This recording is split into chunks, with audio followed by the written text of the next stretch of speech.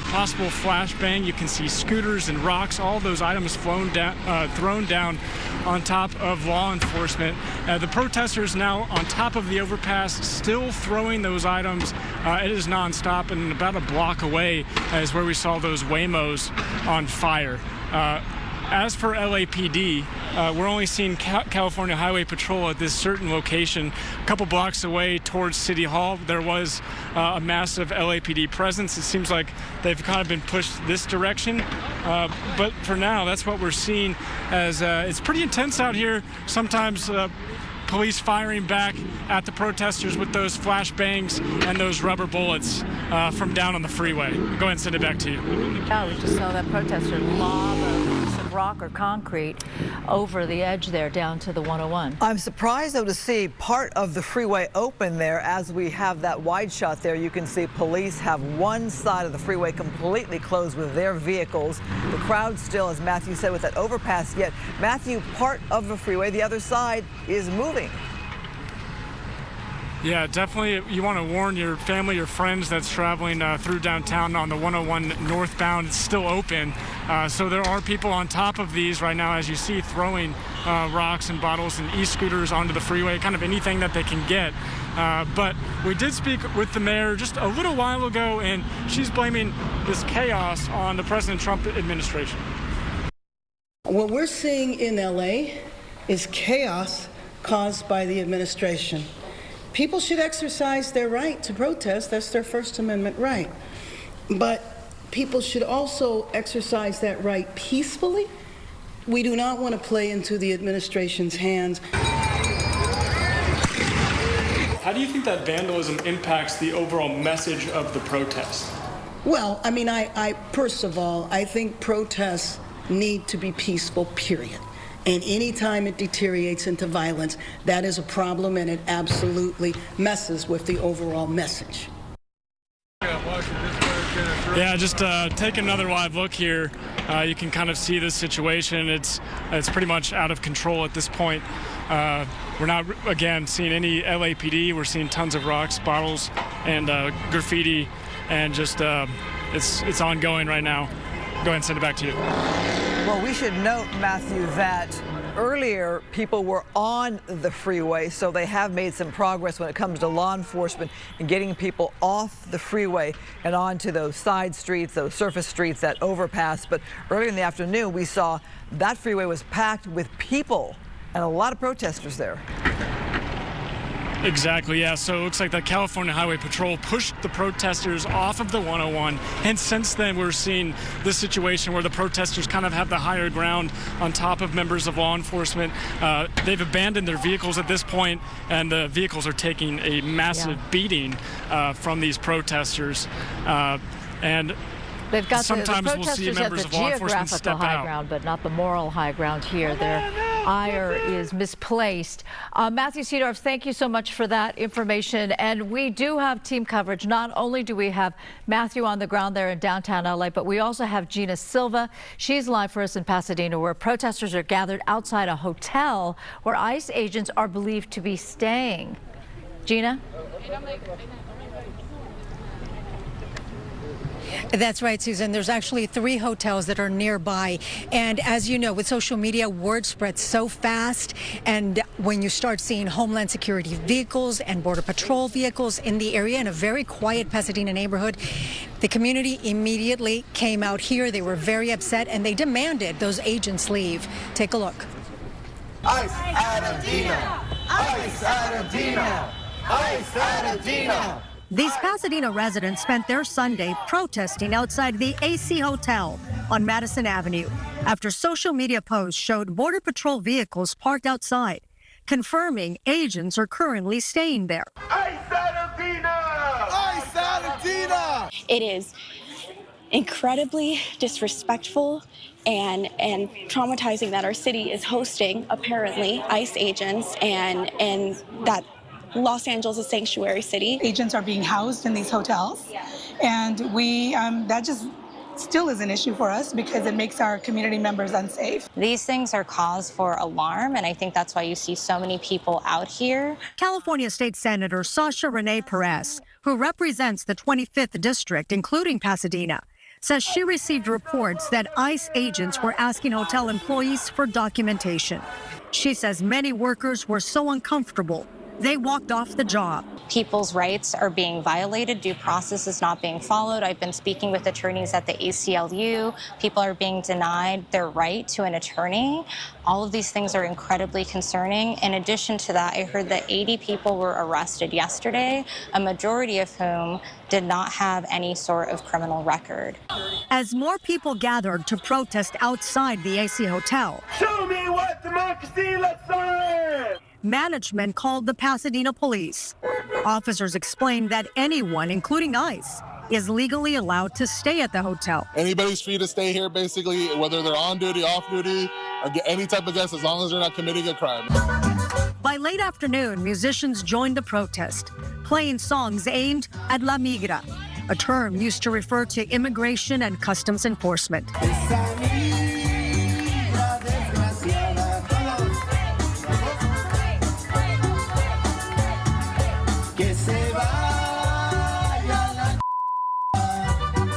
This is a campaign that's being carried out to sow fear in the hearts of people who have been here for a long time, working hard, contributing to our economy, contributing to our society. ICE, get out. We are a sanctuary city, and it is time. As a government teacher, we have rights, and so do our students. Documented or no, you are all Americans.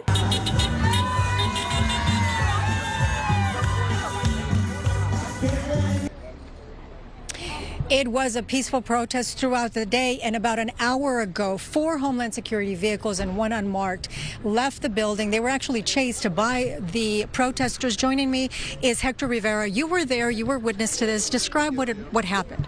Yeah, today since noon, we have been waiting for federal agents to leave the premises. And about an hour ago, the community that showed up and organized kicked them out. We literally ran them out of town. And I want to communicate to everyone that that's what we should do. We should organize and really, show them that they're not welcome here. As I understand, the management asked them to leave because they didn't want the protest to continue outside of the building for the other people who are staying at the hotel. But we really don't know if they just left to go on a mission or if they're going to come back. Mm-hmm. Yeah, I'm with the Community Self-Defense Coalition, and we monitor ICE activity throughout the county, and we will continue to keep track of what they're doing, and we will call out our communities to show up like they did today to effectively remove them from our community, let them know they're not welcome here. Yeah. All right, Hector, thank you so much for speaking with us. I know that a lot of the folks that I spoke with throughout the day, they're very passionate about what they're doing. They want to get the word out. A lot of them feel like peaceful protest is the way to go, and I can tell you that that's what happened here today. There was a lot of dancing that was taking place. In fact, they started like a little mini concert dancing area right over there, and the music was loud, and obviously some of the people staying at the hotel may not approve of that, but that was the whole point, to make it disruptive for the ICE agents who were at the hotel. Gina, just for my clarity, did you say that the ICE agents went into this hotel and then asked for people's ID? The California senator we spoke with said that her office received numerous calls saying that the agents, when they were checking in, when they were in the building, that they were asking for documentation. And the workers immediately felt uncomfortable and they walked off. That's the information we received from the senator herself. Got it. Gina Silva, thank you very much. All right, let's take a look at what Sky Fox is over right now. As you see there, this is the view from downtown LA, looking over the 101 freeway, going southbound, I believe. Isn't that what Matthew said, that the southbound traffic is closed and shut, and you watch as some of the protesters that are standing on that overview there, they're throwing constantly rocks onto those patrol cars, and you see lots of other debris and the cars are definitely showing some scarring from that experience. You see a number of scooters there on the ground as well. It looks like maybe a bicycle tire there as well. What you don't see are people. And that's what we had earlier this afternoon. People there on the freeway, protesters had spilled out onto the freeway, and they used their tactics, law enforcement did, to push that crowd back up onto the surface streets there. And you have them tonight on this overpass. Now, it is still fairly light out here on this Sunday in Southern California. You don't see a mass amount of people, but there have been protests going on literally all day. So I'm wondering, Susan, how many people will hang around as it gets darker out? Have they made their point today? This is day 3 of protests. Yeah, well, we watched, it wasn't a big crowd, but we watched a crowd that stayed fairly active until almost midnight last night. I'm just impressed is the wrong word, but it is remarkable how many rocks are being thrown and how consistently they're being thrown from that overpass. Okay, so it's this kind of scene, however, that is sort of stoking the Trump administration. And today, President Trump spoke about Governor Newsom's handling of the situation. Here's what he had to say. You have an incompetent governor. Just take a look at the train stations that he's building. Like 20 times over budget. Nobody's ever seen anything like it. So I did call him the other night. I said, look, you got to take care of this. Otherwise, I'm sending in the troops. That's what we did. Sending in the troops. All right, this just in from Governor Newsom. He says the president is threatening to deploy roughly 500 active duty Marines to LA. The governor posting this just an hour ago, telling residents to, quote, remain peaceful, don't fall into the trap that extremists are hoping for.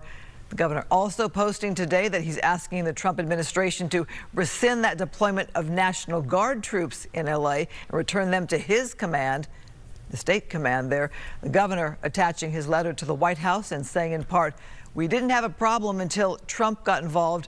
This is a serious breach of state sovereignty, inflaming tensions while pulling resources from where they're actually needed. Rescind the order, return control to California. That from Governor Newsom to President Trump. And we should just point out how unusual it is to federalize state National Guardsmen. So it hasn't happened in decades. So it's quite unusual indeed. That is in part why a lot of the local officials and the state officials are saying this is inappropriate.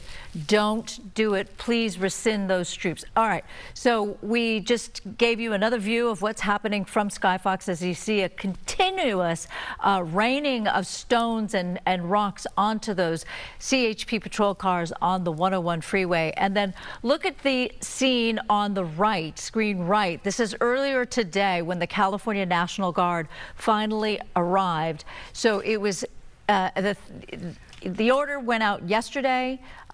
President Trump even suggested that the National Guard was on site and bringing peace to the city of LA before any had actually arrived in the city of LA.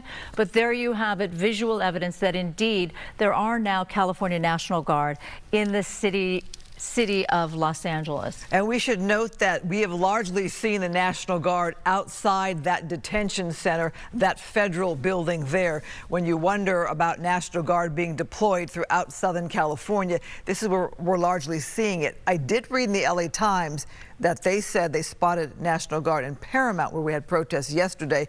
But right now, President Trump has them, what I can see here, outside the federal building. And you can see quite the confrontation there. And Susan, I think you and I were talking in the newsroom about the California National Guard.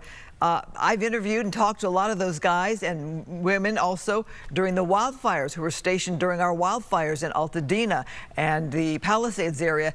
And a lot of them I talked to are from right here in LA, and many are Latino. And so I'm wondering what their thought is as they watch all this go down in the city that they probably love as well. Well, I'm sure they feel like they're doing the job that they were told that they were supposed to do. Now, did you also not say that there's some suggestion that perhaps some are saying that they might be able to get out of the duty because they have a conscientious objection? There was a posting on social media from somebody reliable that has worked in our business who posted something that if you're in the National Guard and you object to being deployed like this, contact this number and perhaps you could talk with somebody. But that was just a posting, again, from a former news colleague. We are watching more footage here as it comes in. All right, so yeah, so the left corner is a live a live picture, and then down below is some video that we had. LAPD we're going to look at here. Law enforcement working overtime during these protests. And joining us live is Dekron Melkonian, a retired LAPD officer. What is your take? Am I correct in I've heard this before, John, we heard it from John Miller, who used to work for LAPD, that the unusual thing about today is that it is not a coordinated effort. We're used to seeing agencies work together during the wildfires, for example, but this time that's not the case. The California National Guard are here, LAPD, LASD. How are they working? Are they working together? Right. Thank you for having me. I appreciate it. It is very unprecedented, right? Well, historically, LAPD has always worked with federal government or federal law enforcement agencies, but it is such a different issue now because of the fact that federal government has a certain policy to take care of. And therefore, LAPD has to stay neutral, because if we infringe and support of taking immigration stance, then the community generally as a whole will no longer have that trust to call the police, to, if they're a victim of a crime, to reach out and ask for help, because they'll fear as though if they are not a legalized citizen here, they'll be taken. So therefore, it is different, because we still want to support any federal activity that's happening for their protection as police officers. But we also have to have the trust of the community and let them trust us if there's any crimes that are happening against them. The Trump administration has been quite critical of the state of California and the city of Los Angeles for declaring themselves sanctuaries. Last night, Mayor Bass pointed out our declaration as a sanctuary city is 45 years old, and for the exact reason that you just mentioned, that before they had protections for immigrants, there was the concern that people would be preying upon them and they would be too afraid to report to police or the authorities. And now this, I mean, again, Mayor Bass also pointed out that these raids, which they're taking everybody out of a company, out of like a apparel company, and not really being very discerning on whether or not you indeed do have some kind of violent criminal record. What is your take on that? What is your opinion on how how ICE agents are handling this? Well, it's important to note that that's not my place, because as a law enforcement officer for 30 years, your job as an officer is, regardless of what is occurring, as long as it's a lawful order, paramount is public safety. Obviously, the federal government and their law enforcement have a job to do. You might agree or not agree. Listen, LAPD has over 56% Hispanic men and women working in the field. It is also a problem for them. They might even know people that are involved in this. But as a professional police officer in this city, you have to make sure that the public safety is as paramount important here. So that's what they're doing now. And unfortunately, we're seeing a breakdown of the First Amendment, where we have peaceful protests becoming civil unrest, attacks against others, against public property. And now you're in that position as a police officer to handle a very uncontrollable situation. Well, the three of us have all been in LA for decades. Susan, you're a native LA, Angelino. Officer, I'm wondering if you can compare some of the major crises we've had. I'm thinking back to the '92 riots, where I was a field reporter out there on the streets, like our Matthew Seedorf is, the riots after George Floyd. What you're seeing in this sign of the times as to how policing is done. We know cell phones are everywhere, cameras are everywhere. Everything is instantaneous when it comes to getting out information, where to go for a protest or to post video. What do you make of how policing is done today? Oh, absolutely. It's a huge challenge, I think, today for police officers. Obviously, look, 2020, George Floyd, this is so reminiscent of that. People are emotionally charged. But unfortunately, some people take that First Amendment and now become violent, and that's the issue. So this, to me, looking back and answering your question, this is very reminiscent of 2020. And you're absolutely right. The social media aspect of it, the organization of these kind of protests involves so many people coming in. And look, there's 80% good people that come in and want to do a normal protest, but there's that combination of people, that group that want to become anarchists and want to utilize this time to destroy the city and hurt others. So 2020, definitely, going back to May Day of 2007, obviously another moment in time where we had this kind of issue. The biggest thing now is to ensure that our police officers have the trust of the community, and we are making sure to continue communicating with them and to know that we are there for them and make sure their families are okay. Yeah, let's hope that message gets through. Deacon, thank you so much for your time. We're going to move on and go back to Matthew Seedorf. He is down on the ground there in downtown Los Angeles. Matthew, I find it so remarkable how these rocks just keep raining upon most of the vehicles because we see that the officers themselves are under the overpass. Right now, the officers are firing back. It appears like there's a pepper spray canister that's going off as my eyes are crying pretty significantly. You can see, yeah, we're in the gas right now.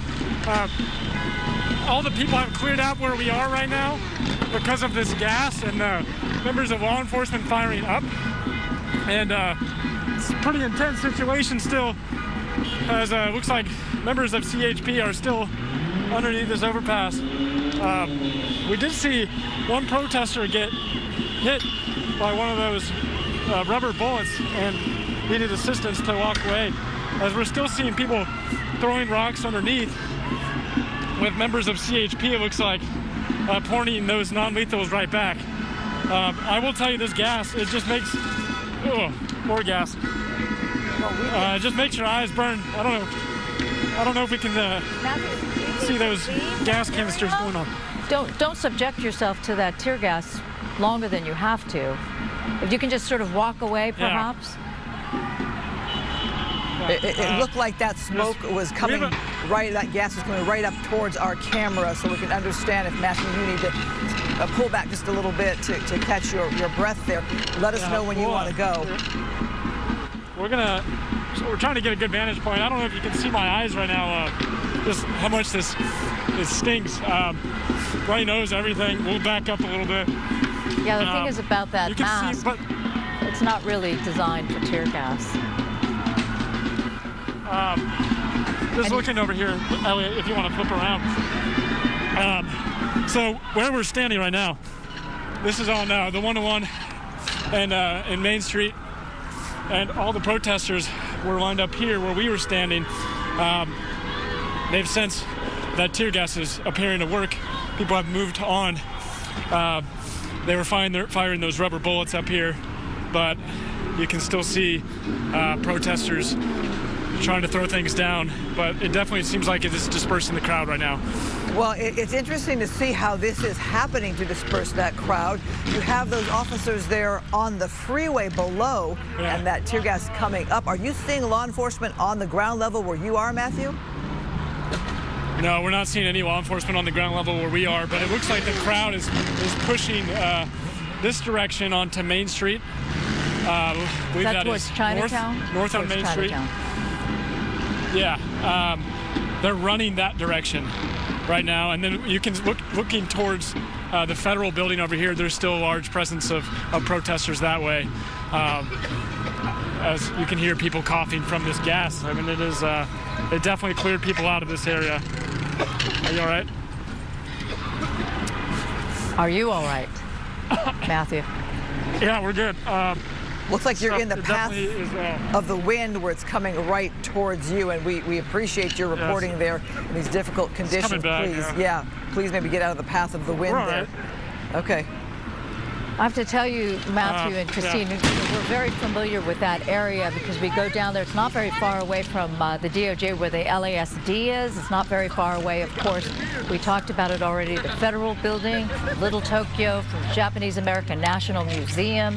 And so to see so much vandalism, so much graffiti on the walls is disturbing, to say the least, because again, all the local authorities are saying, yes, you have a right to protest, but your right to protest stops at being destructive and violent. And when we talked to Bill Escalate, the U.S. Attorney, yesterday, he was quite pointed in saying, if you're destructive, if you hurt one of my officers, we will find you.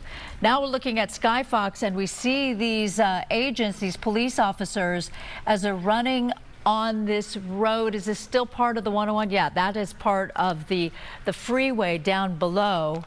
And that patrol car going through that smoke or the tear gas. Well, Susan, with people on that overpass throwing rocks, etc., onto those vehicles, there was really no way those officers could move the vehicles or move out of that area. and they were taking safety and shelter underneath the overpass there. But also keep in mind for Angelenos, that means no vehicles going through the freeway in that direction as well. So as long as that freeway is shut down, that's a major hassle for everybody else trying to get around Los Angeles at this point in time. So they were able to move people largely from that area, but you can see people on the top there. Somebody just threw something down right now, so obviously that tear gas only works for so long, and then crowds that he may want to return. But look at that guy. Look at that CHP officer. He's got his gun drawn. That is, I believe, a less than lethal weapon, pointing it upwards towards those that are on the overpass. And another lob of both rock from above and a flashbang there.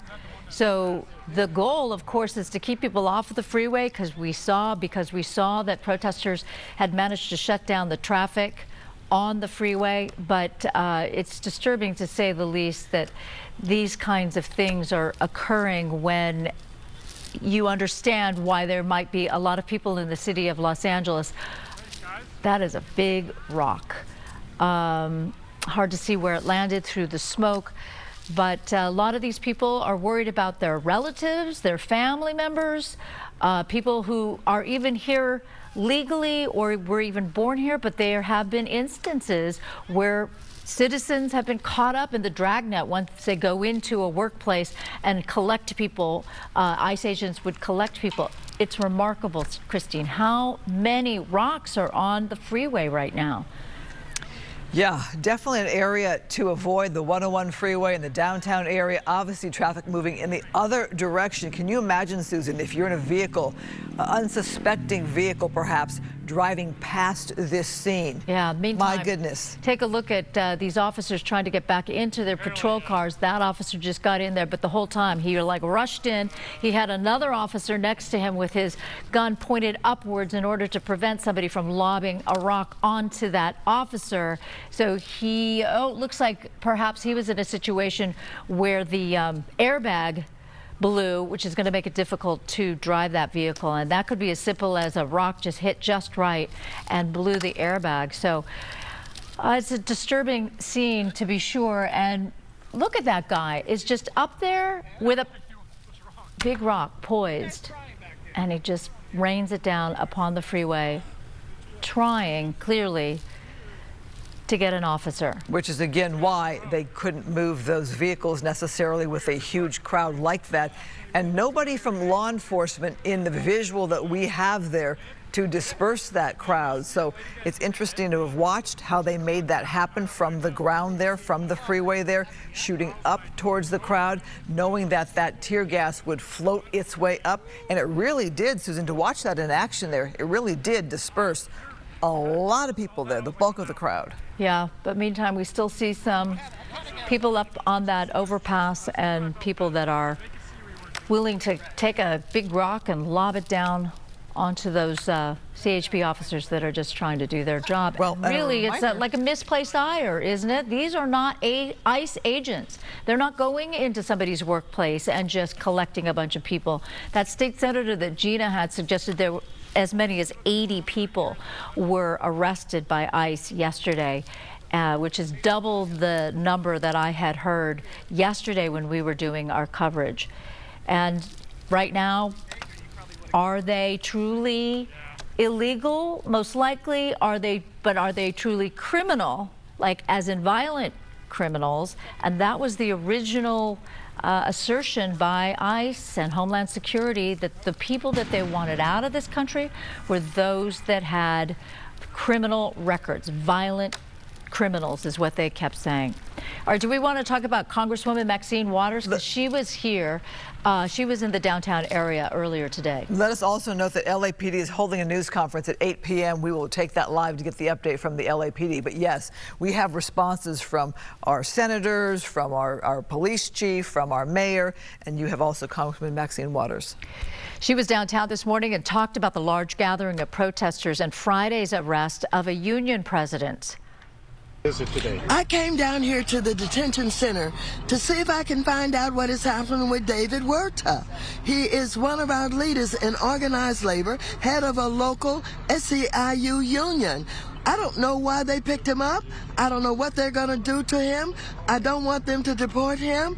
I think that he is being targeted, but our city is being targeted because we're a sanctuary city. Trump hates us. He does not like this city. He's trying to intimidate, and he sent the guns in here on us. The governor didn't know anything about the National Guard coming here. He did it on his own. We can't be intimidated. We've got to get the people out. We've got to get the elected officials out. We've got to resist him. I'm going back out into the communities where ICE was last night to make sure people know that their elected officials are standing with them. Thank you.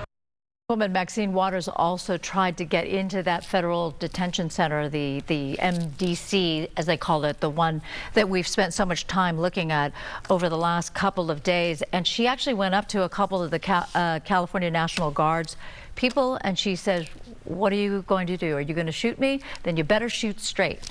She's got a little sass. We love Maxine Waters for that. She's been around for a long time. All right, so we have this from President Trump, who issued a warning to California elected officials. Let's go ahead and listen to that. District of California could face federal charges if they stand in the way of the deportation. Something that Poland man will stand in the way of law and order. Yeah, they will face charges. There you go. President Trump responding to the idea that perhaps local and state officials could be held liable for how they handle this situation that we're looking at now. Skyfox is overhead. You see there, people are throwing fireworks now. So it's gone from rocks to fireworks and flashbangs. And right now, it's just a fraction of the number of patrol cars that were there earlier. But it's clear, Christine, you pointed out that the tear gas did its job and a lot of people moved out of the area. But look at that. They're starting to gather once again. And what is that? Oh, that guy has like a lawn leaf blower or something. But look, somebody's just lit something and then sending it down onto the vehicle there, CHP vehicle. So I'm wondering if the vehicles that are remaining there are disabled in some fashion, that they can't move, because you had a bunch of CHP vehicles there that did take the opportunity to move when they were able to clear that overpass. Obviously, that only lasted for so long without backup there of law enforcement to continue to keep it clear. So I'm just wondering if those 3 vehicles are just so damaged in some fashion that they can't move. Well, that's quite possible. I mean, it looked as if we saw an officer rush into the vehicle that we're looking at right there, and then you see there that curtain.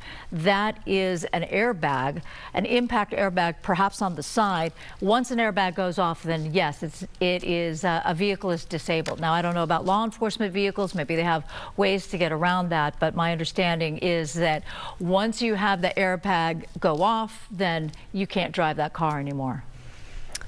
Well, it's more knowledge than I had on vehicles. Very good, Susan. Must suggest my driving record. Just kidding. So we're also looking at all the rocks and probably other objects and scooters there on the ground there on the freeway. And there you see some officers there. It does make you wonder how soon then they can open this freeway. Do all those rocks need to be cleared before they can allow cars to come through? Can you imagine driving over those kind of possibly glass bottles if they were dropping things that were glass? I would imagine Caltrans would insist that there needs to be some kind of clearance of all the debris, including the vehicles and those scooters that it looks like, you know, we're all familiar with the Bird or Lime scooters. And so when you pick one up in downtown LA and you want to use it as a weapon, you could do it fairly easily.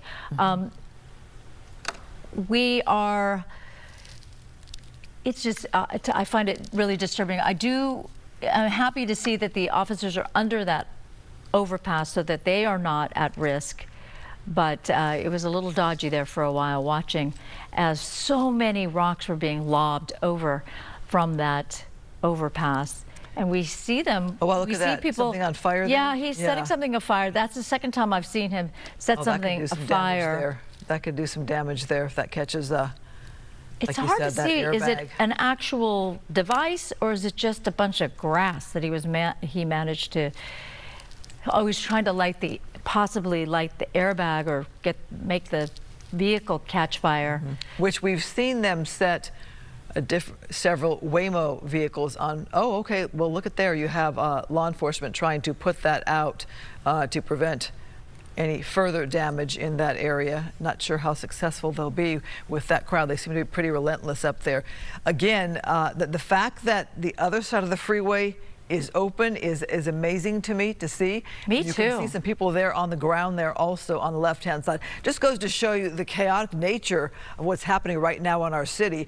I'm sure if you're trying to get across town and into the valley or to downtown, and you're going this direction where the cars are moving, you're happy to be able to get through. But what an incredible sight to witness as we see this chaos here in our city. The bulk of the protesters are not here. They have moved on from this location. They've been out all day with their protests against ICE and Homeland Security.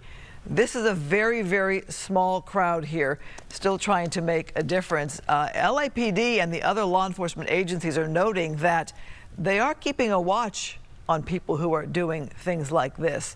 And they are probably going to take note of people who are causing an extreme amount of damage. Oh, Bill Escalate, the U.S. Attorney last night, he was quite clear and quite pointed by saying, you think you got away with something?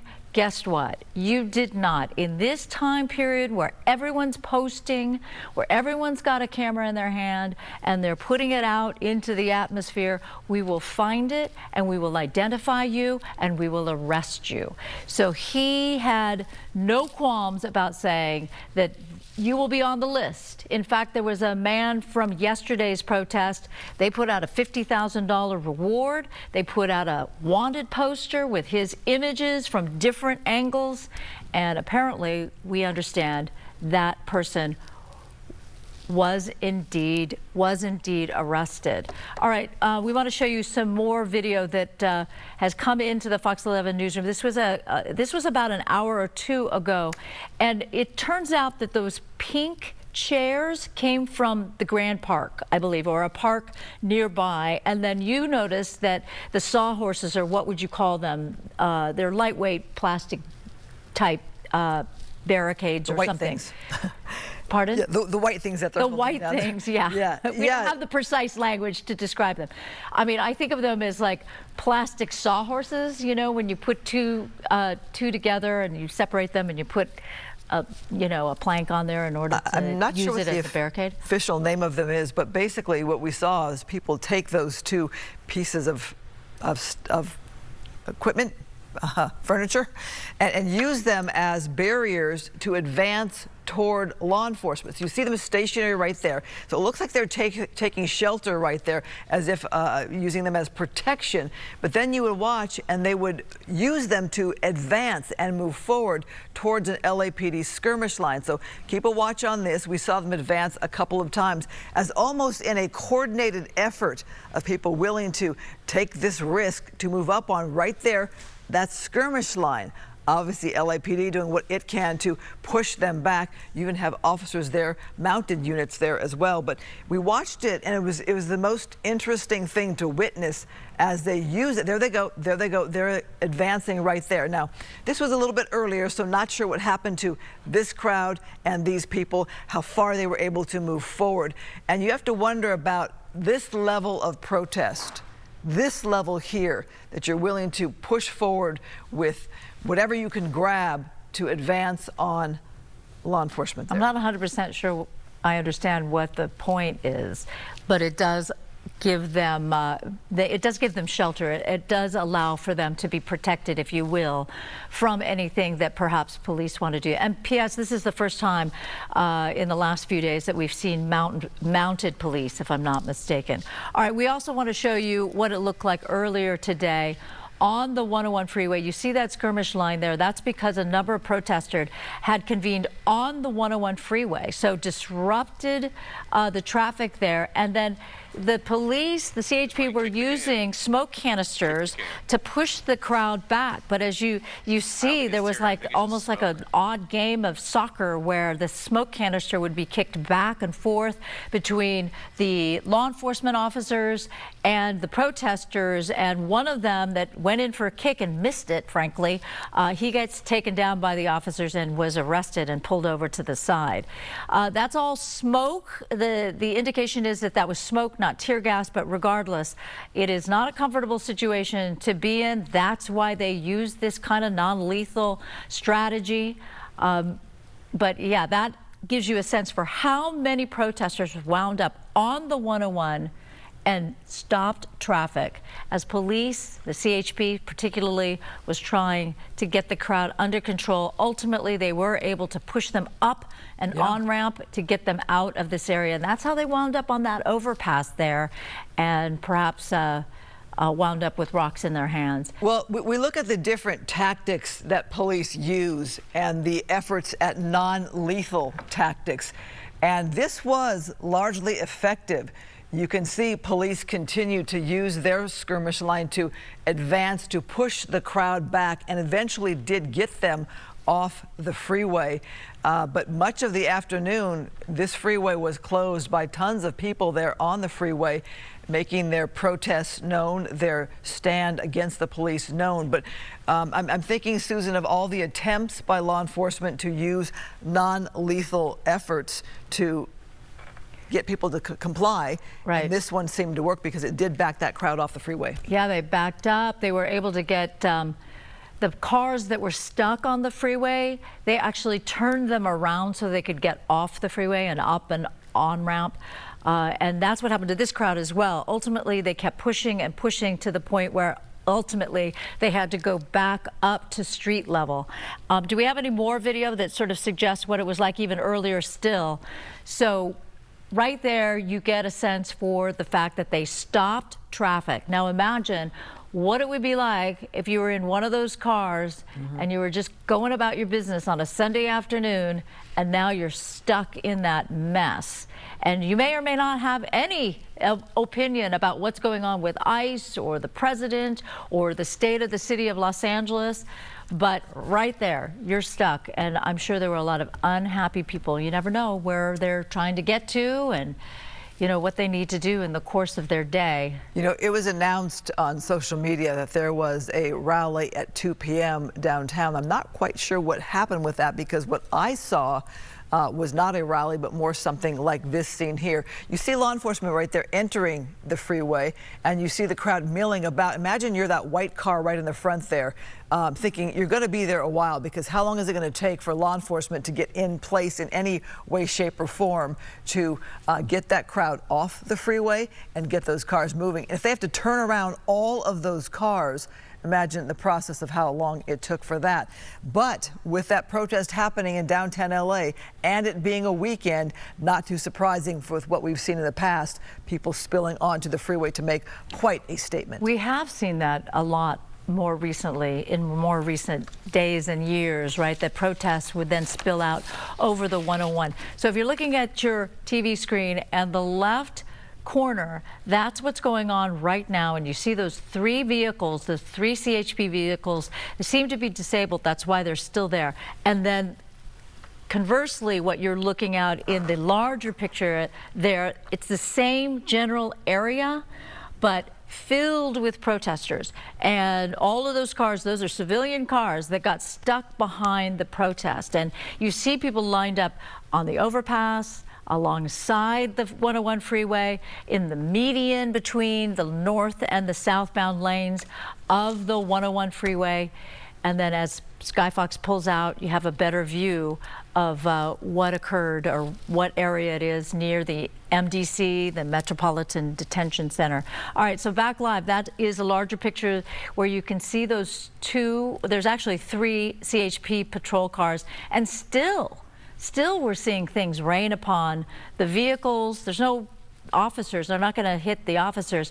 And some kind of a fire, but we also saw agents with extinguishers.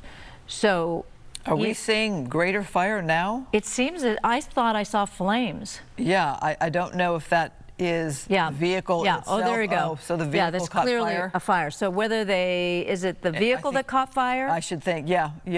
So they were throwing down something that was lit, and obviously it took hold there of that CHP vehicle, and you have those officers there trying to put that out. Keep in mind, the public is driving right next to this vehicle fire. You know, and for the protesters or the people trying to cause the chaos, that's a statement for them. Look what we did. CHP is still right there on the scene trying to control that situation. But currently a sign of the times. Remember, this is day 3 of protests here in Southern California.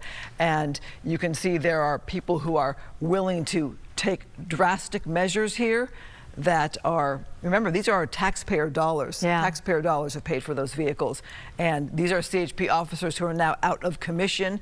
Those vehicles now out of commission should there be a needed call. It makes me sad. I'm sorry, it makes me sad. This is not a great testament to the humanity of these protesters. Yes, you're allowed to protest all you want, but destruction and aiming at the officers with the rocks, it makes no sense to me, and it makes me really, really sad. They were able, in part, I believe, to get that vehicle or something close to the vehicle on fire, and you just saw it there. They're lobbing fireworks, and the mere fact that they can get the fireworks in that general vicinity is adding to the fact that whatever is incendiary, whatever that can be burned, will burn, but then also the firework keeps the agents away, keeps the police officers away from extinguishing the fire. So that's the tactic. That's a new tactic. Christine, I'm not sure I've seen anything quite like that. Well, these are very uncertain times here. You can see now more of a police presence there on the surface streets there. It's kind of a interesting picture to see people who've come to be looky-loos or to take part in this kind of destruction. And also law enforcement can do only so much right now. It is non-violent in that there's no, there's a lot of people standing there not doing anything, but then you have those people who are creating so much destruction, and that is the part where we see that the nation's watching this. I've had people call me and say, "Are you okay?" Yeah. You know, this is something that... Oh, look at that. Whatever that was that came big over the side. Mm-hmm. Sort of ridiculous. Yeah, the nation is watching for sure. And I think the governor, both the governor and the mayor and other local authorities and politicians have said the same thing, which is, yes, you have a right to protest. Don't be destructive. Don't be damaging things or buildings, and be aware that this plays into the president's narrative that the city of Los Angeles and the state of California is out of control. They're out of control. That's why he called in the California National Guard. That's why he's threatening to bring in Marines. So that's also why politicians are saying, please calm down, protest, yes, destroy, damage, don't. Well, think about it. You've got a city of millions of people who cannot use a major artery now. They cannot use their freeway to get to family or friends or work or medical emergency. So in that sense, there is chaos in downtown Los Angeles where Angelenos can't get to and from because of protests. You have police vehicles that have been damaged or set on fire here that are not responding to a call of an emergency. So there is definite unrest throughout Southern California in the downtown area today.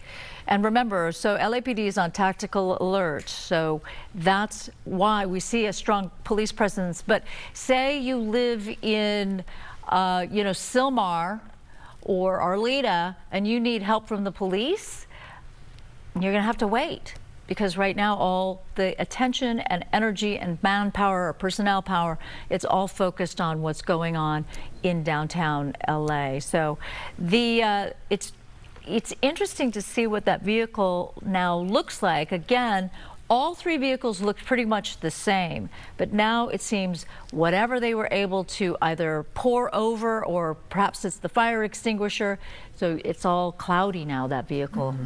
Another firework. And again, that's going to keep people, the agents, the police officers under that overpass to protect themselves. And there's no real reason for being out in the open unless you were trying to get an officer into the car. Well, certainly uncertain times here tonight in the downtown area, and no word as to how long things will go. I know you were on around until midnight or beyond last night. We have our colleague Alex Michelson, who's been out in the field getting some sound for us from our lawmakers. And Alex, let's talk to you about what you're hearing from the people you've talked to. Yeah, Christina and Susan, I'm joining you right now via Zoom from LA County's Emergency Operations Center, where we just did exclusive one-on-one interviews with both Mayor Karen Bass and Governor Gavin Newsom. And it was interesting to hear from both of them. Were very clear in trying to put out the message that violence is not the answer, and that a lot of the people that are responsible for this violence, responsible for the images that you're seeing on your screen right now, should be arrested and prosecuted, and that they're not helping.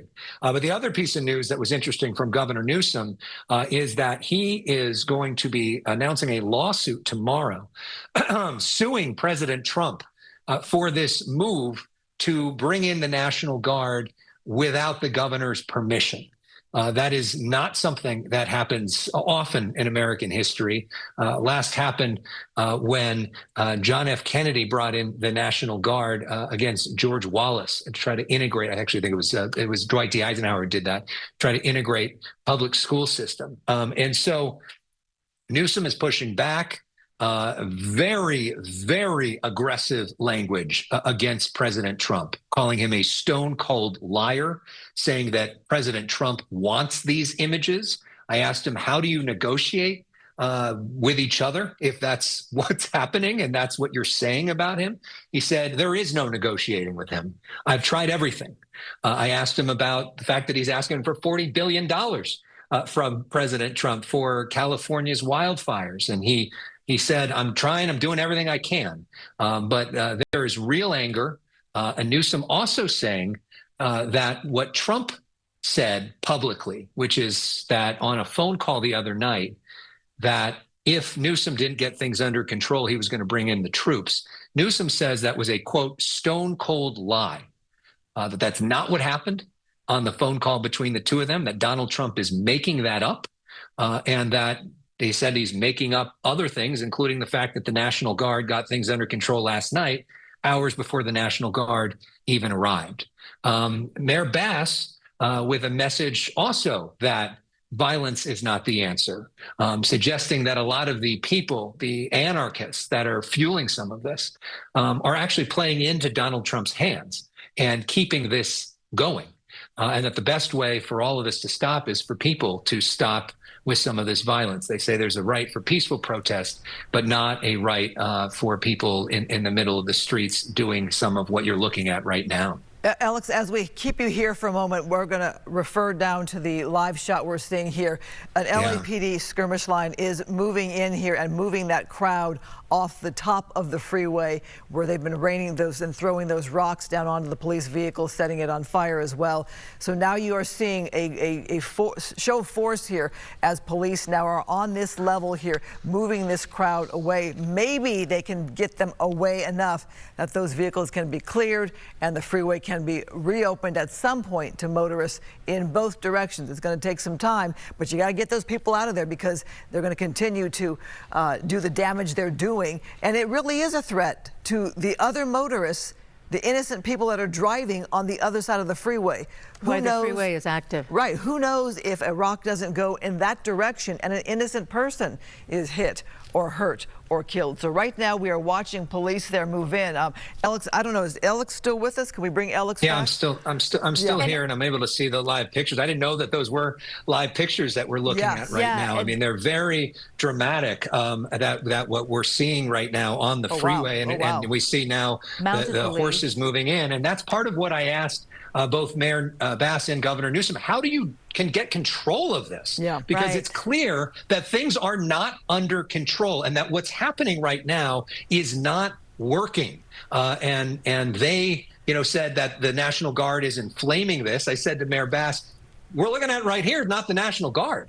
I mean, this is LAPD. The National Guard is nowhere near this situation, and clearly this situation is out of control. They say the president is inflaming the situation, but this is not good, and it doesn't look like it's going to end anytime soon. And as the sun starts to go down, Christine and Susan, oftentimes things get worse in LA before they get better. Well, and so it is a concerning night right now as fireworks continue to go off. And you're right. It's over past 8 o'clock here. So maybe now, as the sun has gone down, the crowd has thinned out, you have enough LAPD resources in position here that they can push the remaining people off that overpass there and get control of that situation there, get control of that section of the street there, so they can regain control of the freeway. You can see there now a lot of LAPD officers, but in that wider shot we saw the mounted units. It is quite a show of support there,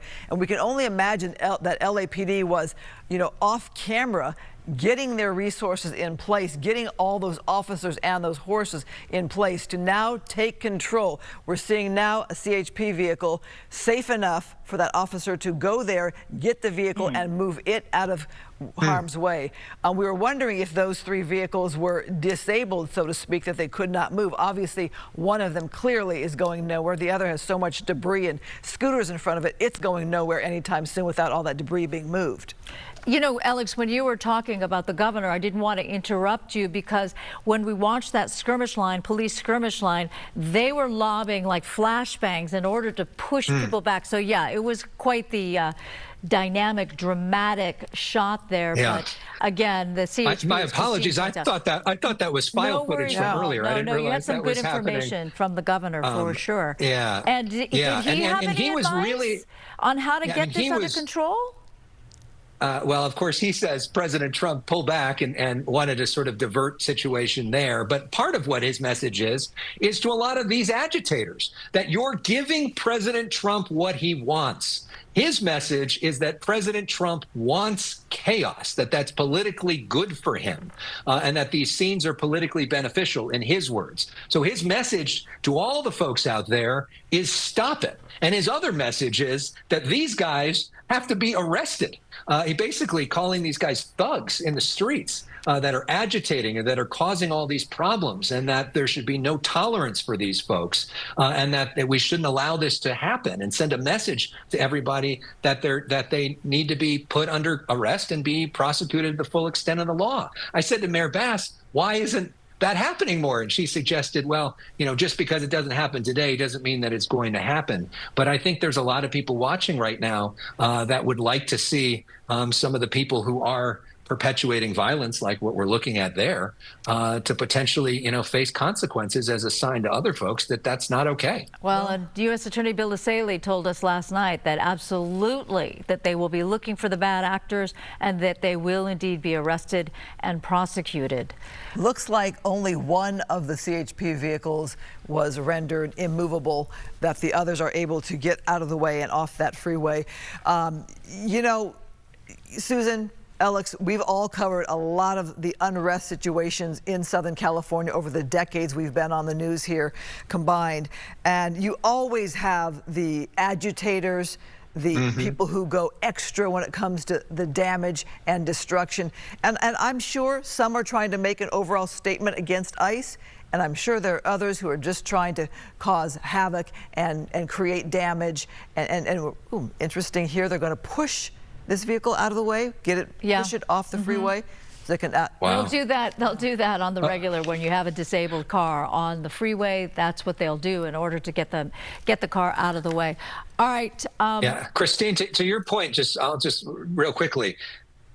It's the same people that we see. I mean, having spent so many years, a lot of the same anarchists show up, whether it's George Floyd or whether it's immigration or whether it's Occupy Lakers Los celebration. Angeles. or Lakers celebration or Dodgers celebration. It's the same people that in the middle of the night, sometimes when things seem to be winding down, start deliberately provoking or shooting off fireworks or vandalizing and taking it. They want chaos. They like the chaos. They think that's the point. And they have nothing to do with let's have a nuanced conversation about ICE policy and how do we do deportations in a humane way. They want to, F things up, essentially, excuse me. And that, it is an element of this as well as legitimate anger from protesters and peaceful protesters who are often, their message is lost because of all of that happening. That's 100% correct when you consider there was a peaceful protest in Pasadena, but all eyes were on what was going on, the destruction in downtown LA. But Alex, we need to say goodbye to you right now. We're getting ready for a news conference by police. There's Chief Jim McDonnell. The public will be met with swift and lawful action. Our goal is to maintain order without escalating conflict and to protect everybody's right to safety. Recent public statements have misrepresented LAPD's action from an incident the other night. Specifically, there was a claim that LAPD delayed responding to a federal officer's request for assistance by more than 2 hours. When we heard that, I think anybody who's a police officer couldn't believe it, and certainly anyone with LAPD couldn't imagine how that would happen. Well, it didn't happen. And I just want to go into that just a little bit. LAPD was not given advance notice that the federal operations would occur in that area. As a result, we were not pre-positioned to respond immediately to unrest related to those actions. Once the call for assistance came in, LAPD responded within 38 minutes. And that sounds like a long time, but I'll tell you why that is. The response was impacted by traffic, crowd density in the area with unrest occurring, hazardous conditions caused by tear gas that was previously deployed by federal agents at that location. Many of our officers, because it was put together in a mobile field force configuration without advance notice, were not equipped with gas masks. But despite these challenges, we moved in quickly and as safely as possible. At no point did LAPD ignore or intentionally delay any request for help. I also want to be unequivocally clear. The Los Angeles Police Department does not participate in or coordinate with Immigration and Customs Enforcement on civil immigration enforcement. We've said this over and over again, and I can't stress it enough for the people in our community who have high levels of anxiety about this issue, that we want everybody to believe and be able to call the LAPD in time of need if they've been a victim of a crime or a witness to a crime. We need that. Otherwise, the system does not work. That has been our policy and remains our policy, and it went into effect in 1979. So 46 years ago, that's been the way we do business. On the other hand, however, when a law enforcement agency, any agency, requests emergency assistance to protect lives, we are obligated to respond, and we do. Public safety is our duty, and we will answer every legitimate call for help from anyone. We recognize that immigration enforcement operations can cause a deep fear and anxiety, particularly in immigrant communities. That's why we're committed to transparency, accountability, and treating every Angelino with respect, regardless of their immigration status. Our job is not to divide communities or politicize law enforcement. Our job is simply to keep everyone safe. I want to express my sincere appreciation to all of our officers and partner agencies for their dedication and professionalism during these very challenging times. Their commitment to upholding the law, even in the face of hostility, is a reflection of the values that we stand for. We're working together to keep everyone safe, our officers and the public alike, and this remains our top priority. We'll continue to support peaceful protests and enforce the law when criminal acts occur. The LAPD remains focused on its core mission to protect lives, safeguard constitutional rights, and serve every neighborhood in Los Angeles with integrity. Let me open it up now for any questions you might have or any points that we can clarify.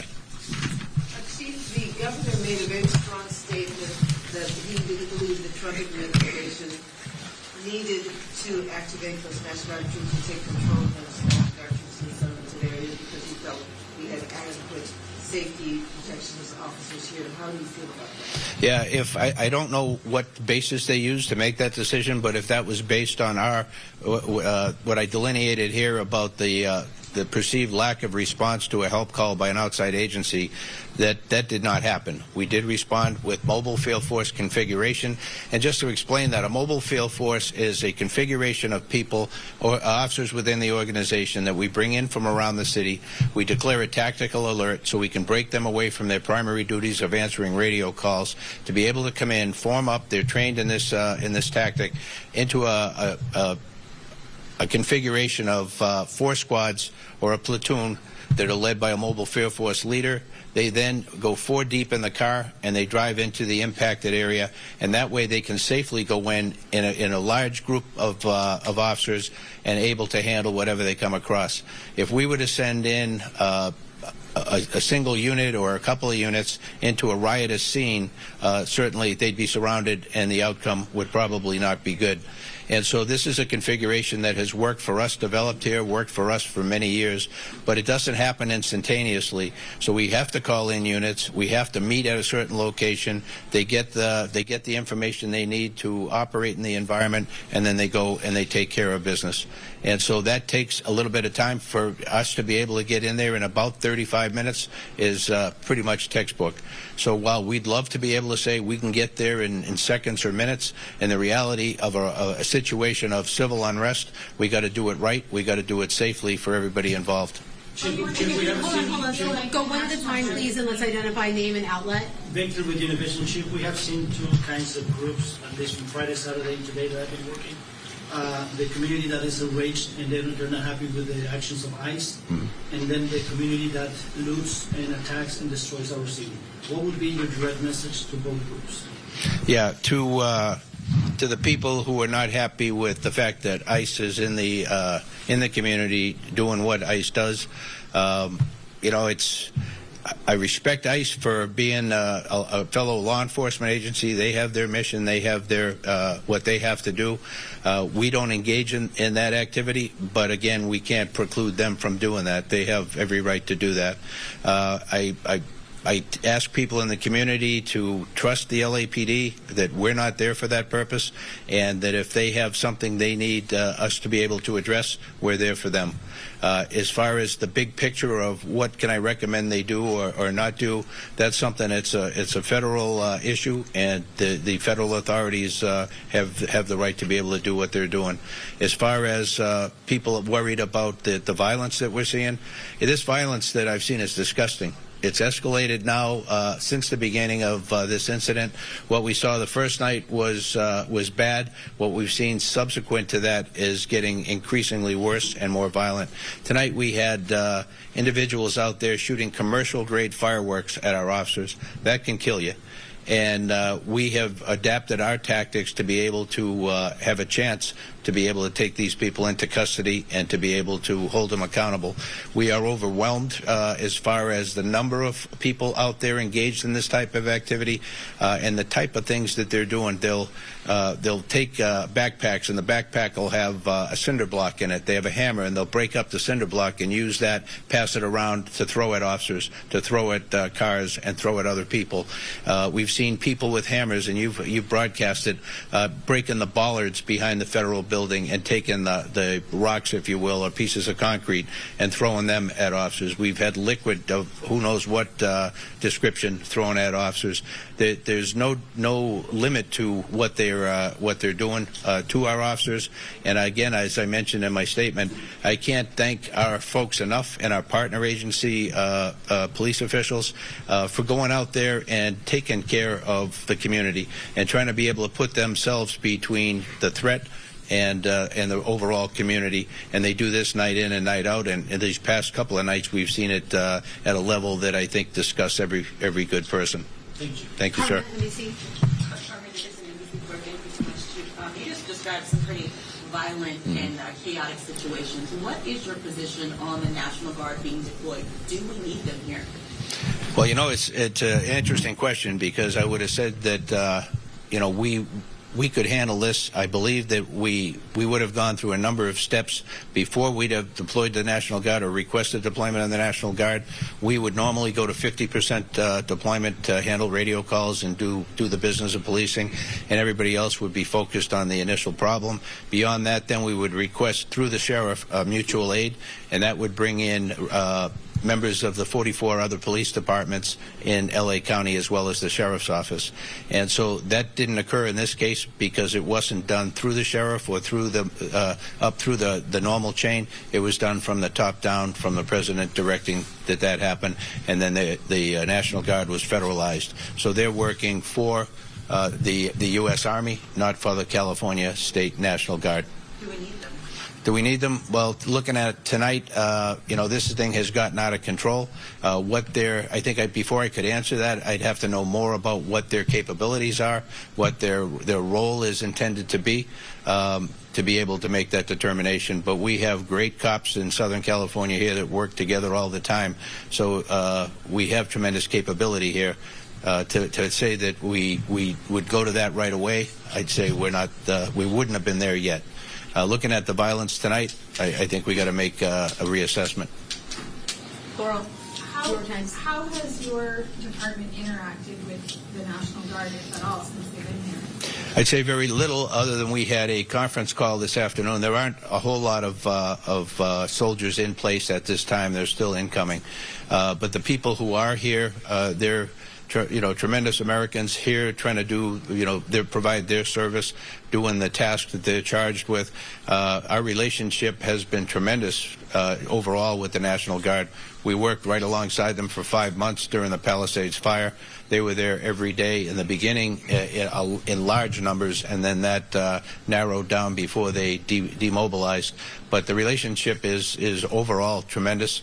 We're very, very good partners with them, and I hope they feel the same about us. And when you look at the demonstrators who are people from the community who are upset about, the immigration raids, families being broken up, deportations happening, do you feel any sense of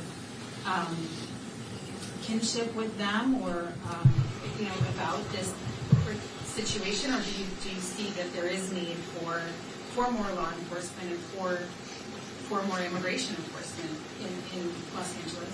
I think, the federal agents are enforcing federal immigration law, which is their right, and anybody can have their personal opinion on to what level that should be, who should they focus on, and those kind of things.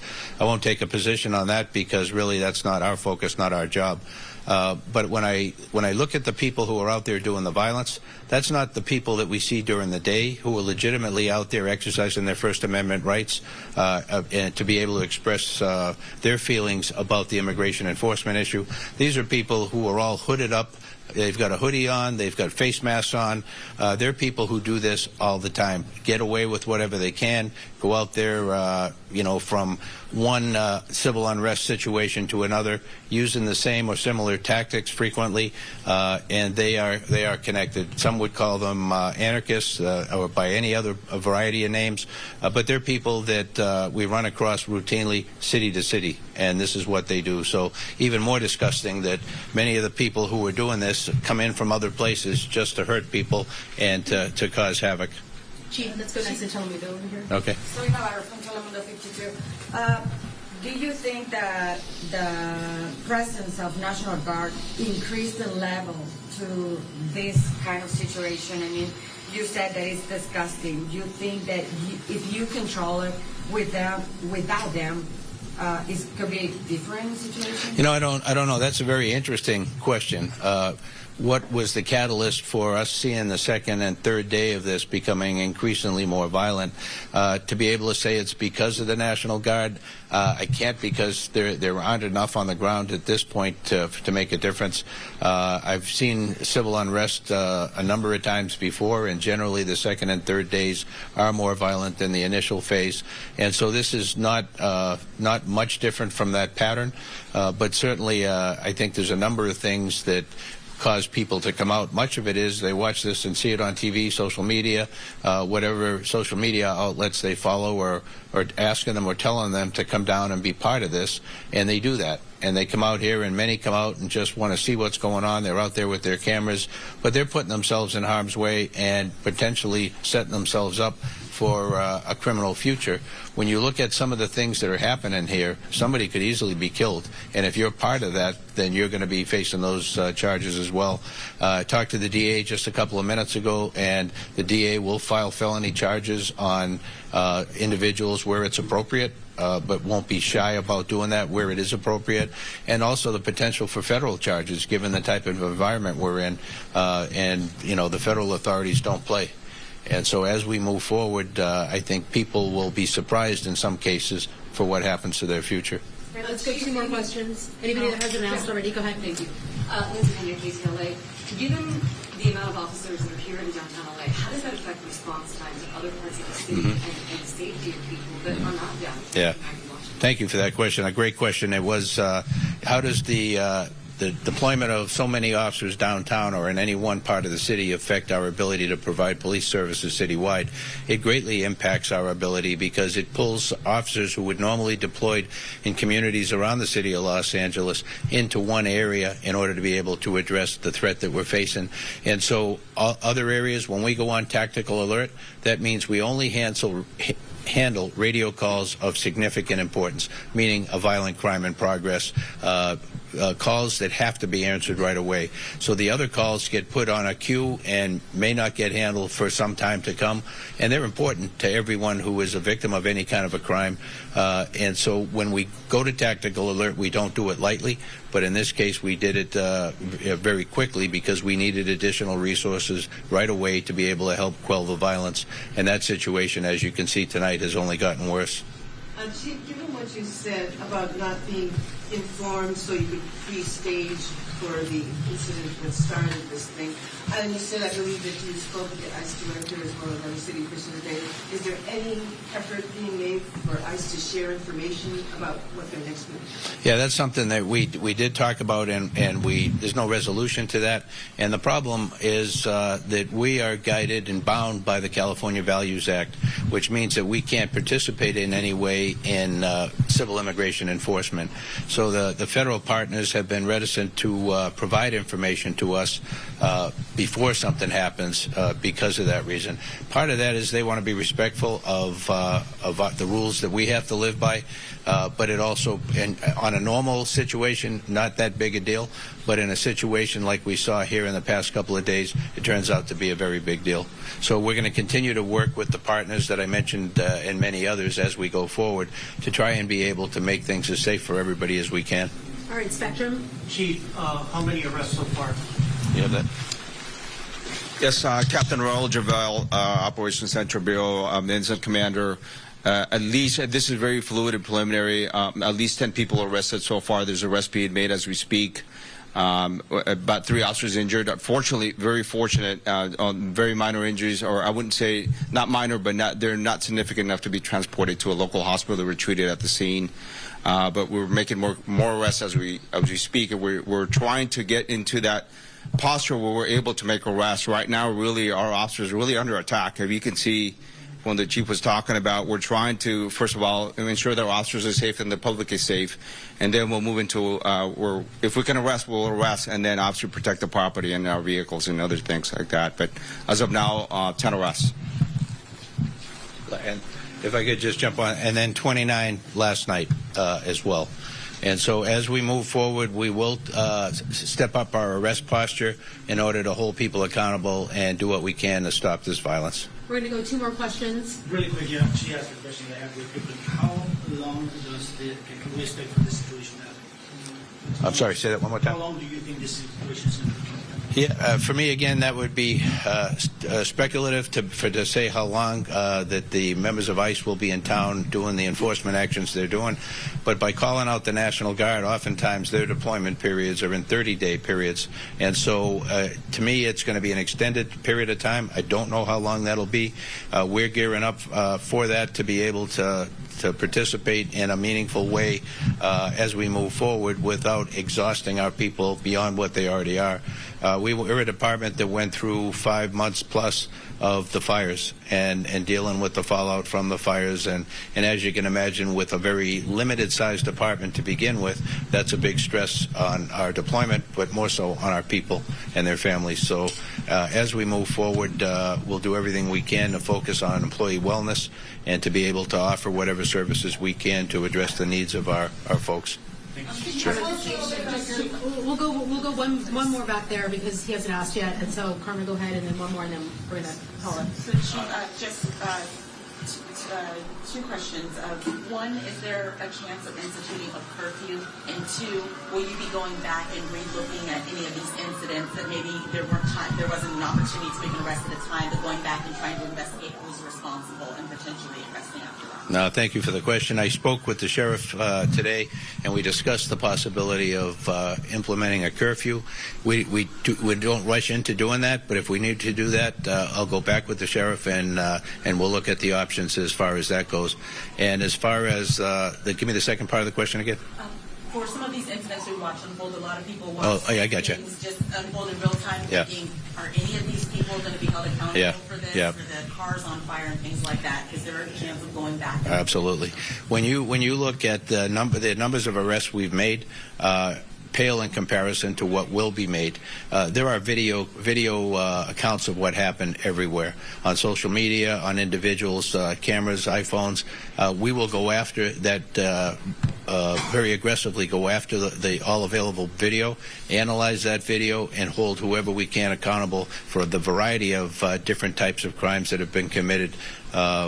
And that's something we'll do with a number of different partners with levels of expertise that may be beyond what we have. No, thank you for that. Matt says from the LA Times. Can you tell me on what charges people were arrested yesterday in facility? Do you have the specifics? Yeah. So yesterday, the 29 folks were for failure to disperse. They were all arrested today.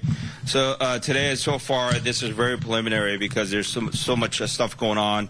The stuff that we know is one person was arrested for throwing a Molotov cocktail at an officer, a significant incident, and then another individual for ramming a motorcycle into one of our line where the officers were and injured one of the officers.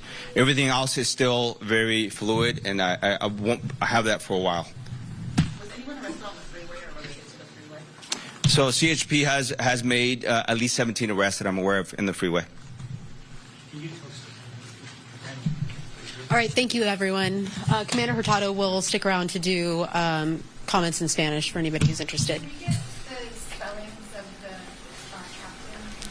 All right, so we were just listening to the chief of police of Los Angeles talk about his assessment of what's going on right now, the strategy, the fact that it's really remarkable, but he's not working with ICE, not working with the California National Guard. Pointed out that the National Guard has been federalized and therefore working for the U.S. Army, not for the state of California. There's a lot of things out there that he's considering, including setting curfew. He's still talking to LASD about that. And speaking of which, they've called in LASD to help with the situation. As you see, it's still very dynamic. Let's talk with retired LAPD Captain Paul Vernon. Thank you for joining us by phone here. We just heard from Chief McDonald. What do you make of what you just heard in that news conference?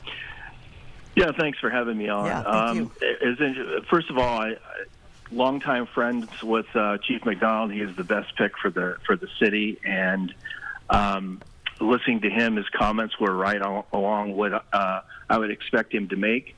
I have one little correction on that I think things are not getting messaged well or correctly explained. This is a completely different situation as I see it, of the National Guard being federalized and sent to Los Angeles, completely different than what we saw in 1992 or 1965 or any of these other times to deal with the fire.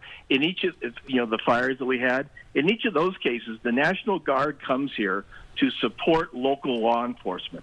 Local law enforcement gives them their missions, and mostly it's for them to go to fixed posts so that police can continue to patrol and make arrests and maintain law enforcement. But Captain, you're pointing out the fact that this is extraordinary. It is extraordinary. In Chief McDonald's own words, this became a top-down situation, not a situation where local police called and said, hey, we need help. Okay, I understand. This is where I'm getting to my point. So I've made that point. In all those cases, locals and state ask for the help from the National Guard, and they come. In some cases, the president federalizes them. In this case, the president federalized the California National Guard. Why?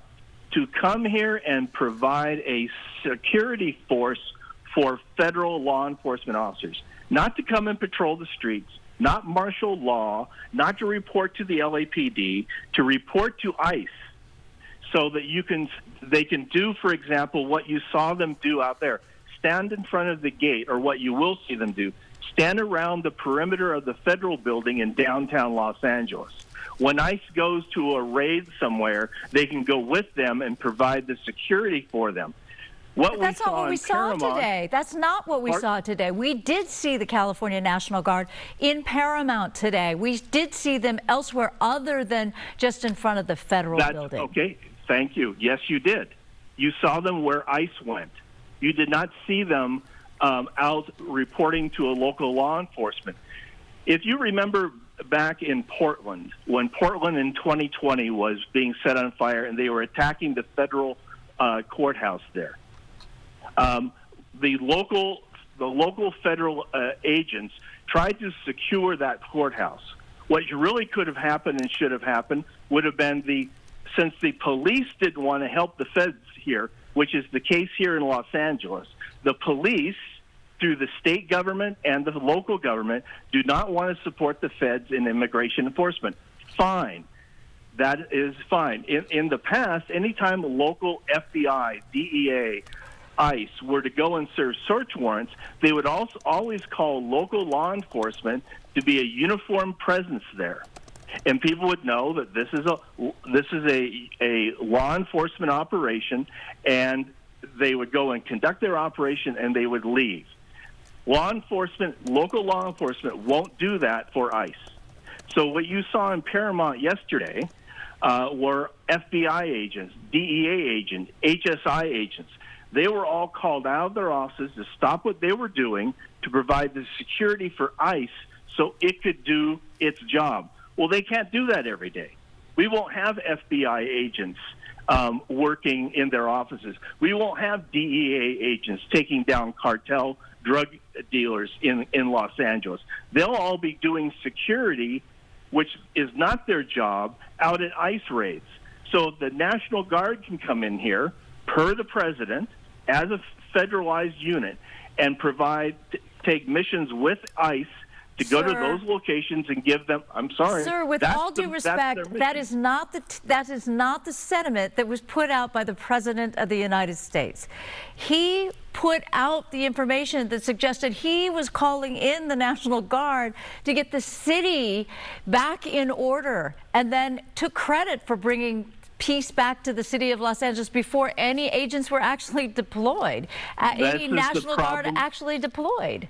And this is the problem with the messaging. That's not what their mission will be, because they aren't going to come in. But that's what he said. But no, isn't that what the president said? The president put out the messaging that suggested that the National Guard would come out to do what local PD could not, to do what Governor Newsom and Mayor Bass would not. Yeah, okay, to do what they could not and would not, which is support the ICE doing their job.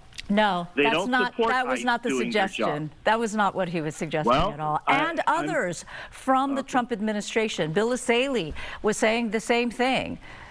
Or I take that back. I'm not quite sure if Bill addressed that specifically. So exactly then, what you're claiming then is that that 200 National Guard, or if it goes up to 2,000, are going to be out walking the streets in Los Angeles? I'm not saying that. I'm not saying that at all. He says he's calling up 2,000 National Guard and then federalize them. Correct? We agree with that. That was his initial statement. But he also went on to suggest that part of the reason was because Governor Newsom and Mayor Bass were not doing enough to keep the city in a state of status quo or peace and not erupt into something. And they basically, both of them suggested that doing that was more inflammatory than it was in any way helpful. Frankly, the inflammatory part comes from the local politicos here, who come out and basically apologize for some of the behavior of these people, justifying it because Trump has done something they don't like. Well, I don't know that they're justified. They're calling for the arrest of anyone that was destructive or damaging or hurtful in any way. Hurtful meaning injuring a police officer. So I don't think that's the case. What they are saying, though, is the mayor said to us last night that when you go into a company and just round people up without giving them an opportunity to prove that they have citizenship or they have documentation that allows them to stay there. She was in total disbelief that it could be that all those people, dozens of people, fell into that category of the original sentiment that came out of the Trump administration, which was we are going to find violent criminals and keep them out of the country. Those are very emotional and sad accusations that are made, but none of them have been proven. You had a report by a state senator in Pasadena today that the ICE who were staying in a hotel as guests rounded up employees and asked them for their ID. She didn't suggest rounded up. She did not suggest rounded up. No, she didn't say that. That state senator reported that based on secondhand information. And then your reporter repeated it and asked another person what their opinion was of it. And she never once went into the hotel and said, hey, did any of your employees get stopped by the ICE agents who were guests here? She could have done that, and I'll bet you the answer is no. Well, she's not here to defend herself. We don't know for sure what Gina Silva, who is an excellent journalist, I know Gina done Silva. She is an excellent in the one. course of her job of putting together a story for our newscast earlier today. Captain Paul Vernon, thank you so much for your opinion and your sentiments in this regard. We really appreciate the fact that you took the time to talk with us. You're welcome. Goodbye. All right, you're looking live now here. It is after 8:30 p.m. on a Sunday night in Los Angeles, California. You are looking at downtown LA, a crowd there on the move. These are continuing crowds from the protests that have been happening all day, 3 days straight here.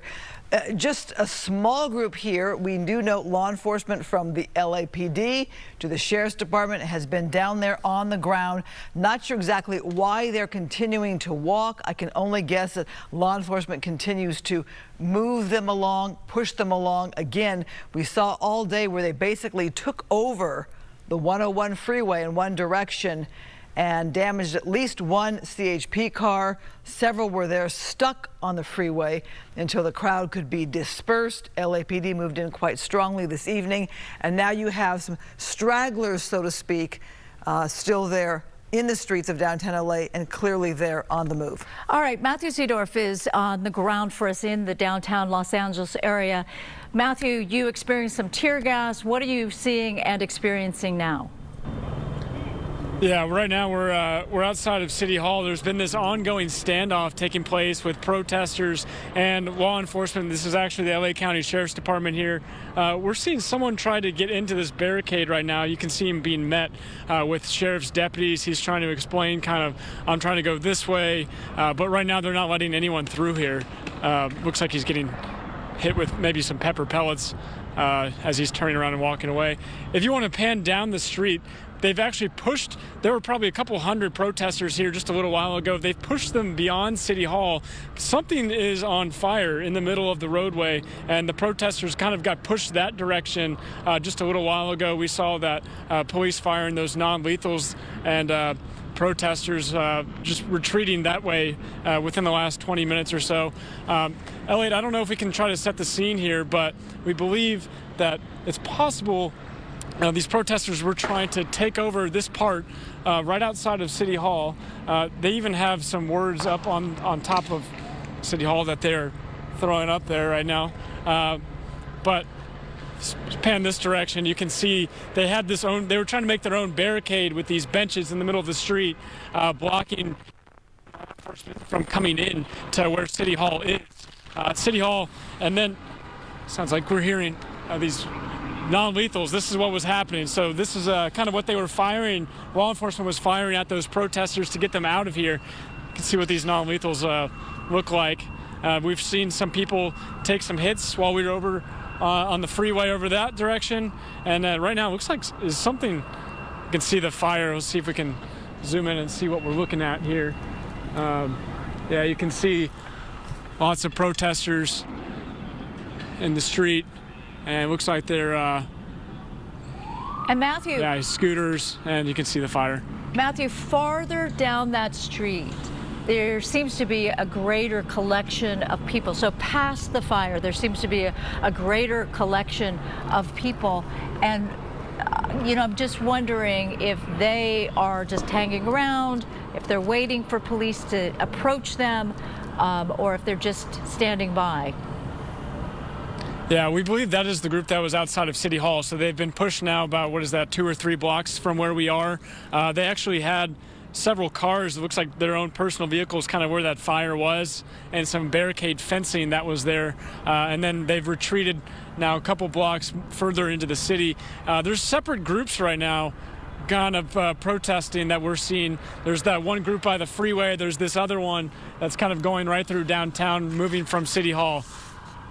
And Matthew, we should point out that you are standing behind a number of sheriff's deputies. So the LASD has come in now into the city of Los Angeles to help with the policing with LAPD. They also, I believe, brought those or did the wire barricades there, that at least the beginnings of it, although right now there's only one. Perhaps the protesters have moved them. At one point, while Chief McDonald was talking in his news conference, we saw a number of the protesters setting up those, you know, A-frame traffic barricades and other things that almost look like a page out of what we were seeing with the anti-Hamas or the pro-Gaza, pro-Palestinian protests at the campuses. But then that's all been torn away now. It's gone now, and I don't really know what their point was.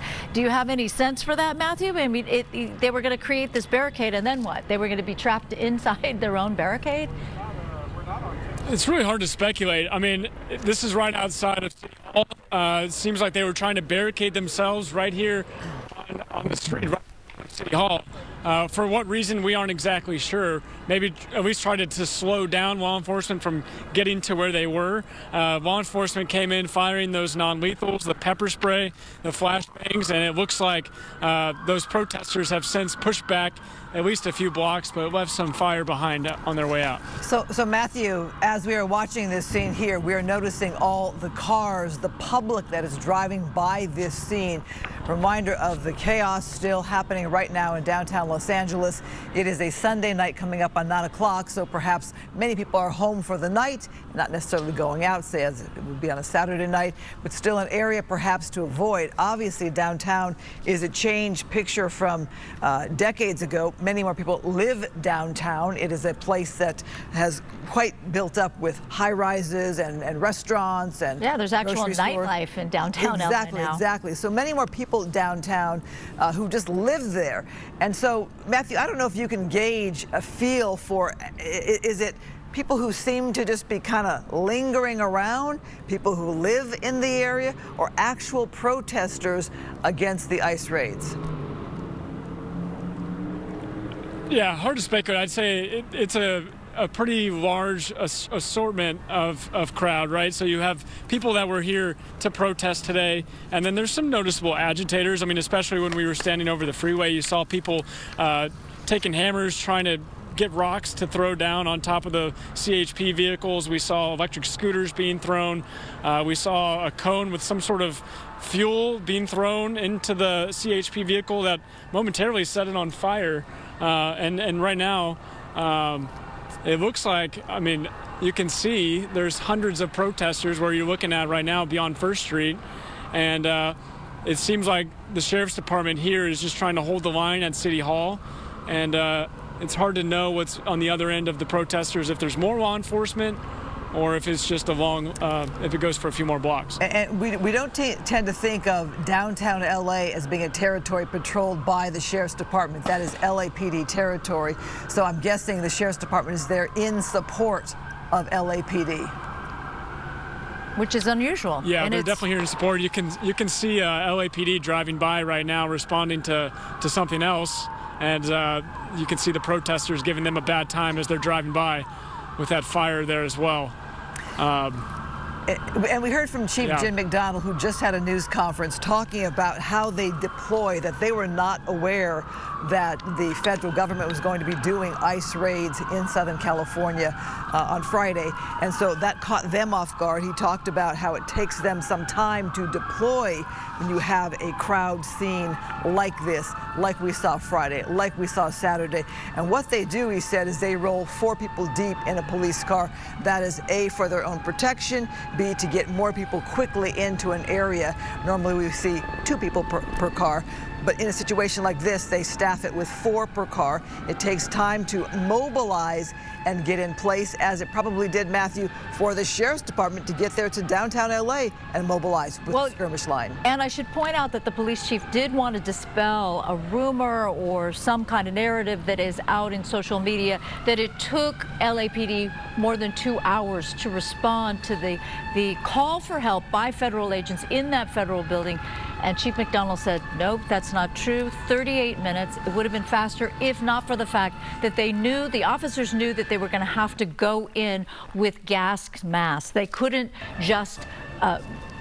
just respond. They would have to be prepared for whatever they were going to face. Now, we have Skyfox in the left corner of your TV screen. We don't know what attracted the pilot there to hone in on that, but we've got Matthew Seedorf on the ground looking towards First Street, and it looks like there are quite a few people and lots of vehicles that are passing through that intersection, and you're nearby City Hall, so there is an attempt, of course, to keep people away from that general vicinity. But what's going on from Skyfox, it's harder to tell. But it certainly suggests that there are a lot of people spread out throughout the downtown Los Angeles area. And you can see from this aerial shot here quite an LAPD presence there. Last night, Susan, you were on the air to what, midnight? 12:30? Well, about midnight. About midnight last night. So obviously the police department has a track record from last night as to what we saw in the downtown area. Remember, tomorrow's Monday. We saw the freeway shut down, the 101 freeway. You can't have that on a Monday in Los Angeles, California, where people are going to work. Well, the mayor actually, when in her news conference earlier today, she pointed out that perhaps it was advisable, if you're able to work from home, to avoid the downtown Los Angeles area. Not because she believes that this will persist into the morning hours, but clearly there's a lot of ways in which the city needs to sort of refresh or clean up or what have you. I do also want to point out that last night, the temperature, the view was nothing like this. We would see things sort of ebb and flow, but it was never quite this number of people, this number of protesters or bad actors, whatever you want to call them. We saw federal agents lob flashbangs and tear canisters, but other than a couple people that perhaps were lobbing a lot of verbal threats or verbal comments, we didn't see very much. There were reports that some of the protesters were indeed throwing rocks. I do want to point out, and Matthew, I don't know if you witnessed any of this, but today LAPD arrested at least 10 people. They say it's a dynamic situation, and clearly the number of people arrested is going to go up. And CHP, because you were right there, right near the 101 freeway when it was overtaken by protesters, they say at least 29 people were arrested. That's what CHP did. And pointing out that while last night, most of the arrests were failure to disperse. So that's a low-level offense, correct? But today, this is what speaks to how things have ramped up and how the temperature has gone way up. Now the offenses are getting to be much more serious, including injuring an officer, including ramming a motorcycle into a skirmish line. So you were there yesterday in Paramount, Matthew. Compare and contrast what you witnessed in Paramount versus what you're witnessing now. Yeah, it's really hard to compare. This one, it seems like it's It's scattered out over several locations. You've had members of law enforcement that were forced to abandon their vehicles on the freeway. We got a firework that just was launched right there. Yesterday, it was Border Patrol right across the street from that Home Depot for reportedly a staging ground. It was mostly Border Patrol at that main scene in Paramount. There was no LASD there or local police department helping them out for a few hours, honestly. And then LASD helped with kind of closing down the freeways in the area, preventing more people from getting in. But it was kind of really focused on that one spot, where today feels like it's scattered over several blocks of downtown. Yeah, it seems more widespread. Scott Fox now over a gas station in the downtown area. Again, sometimes we're not 100% sure why the pilot, whomever is handling the camera inside of Skyfox, will focus in on a certain area there. But it does speak to how much traffic, which for a Sunday night at almost 9 o'clock, it's sort of unusual to have that kind of traffic downtown. And stuck in traffic. It looks like there's a little bit of a traffic jam. Now, the other thing, Matthew, I'm wondering, since you were in Paramount, that community, by the way, is heavily Latino. A lot of people there are concerned about family members, and that is what brought them out. That's what, stoked perhaps their passion against federal agents and Border Patrol, what they were doing in that staging before they went out to do the actual raid. Flags seem to be a part of the protests these days. And I've noticed that there are so many more flags in downtown LA, different kinds, than what we saw in Paramount yesterday. Am I wrong?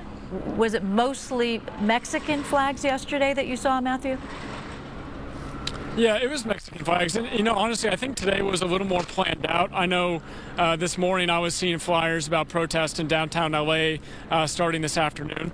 And I think yesterday in Paramount just kind of happened. I think someone saw what was happening with Border Patrol vehicles and, posted something on social media and got people to come out to that location way less planned. And then beyond that, it spread. People started hearing about it, and more people kept on showing up, especially agitators as it got later. Today feels like this was more of a plan. People had planned to come out here and protest what they've seen the last few days. With that, some agitators came out here as well. Yeah, indeed. The chief of police, LAPD's Jim McDonald pointed out that people would come with their backpacks, and inside the backpack would be a cinder block, and then they would take a hammer and break the cinder block apart. And that is why there was just a lot of supply, easy supply of rocks, or I guess pieces of cinder block, where those people, the bad actors, the instigators, whatever you want to call them, agitators, could from that area over the freeway just lob those hard rocks, pieces of concrete over onto the CHP and those vehicles.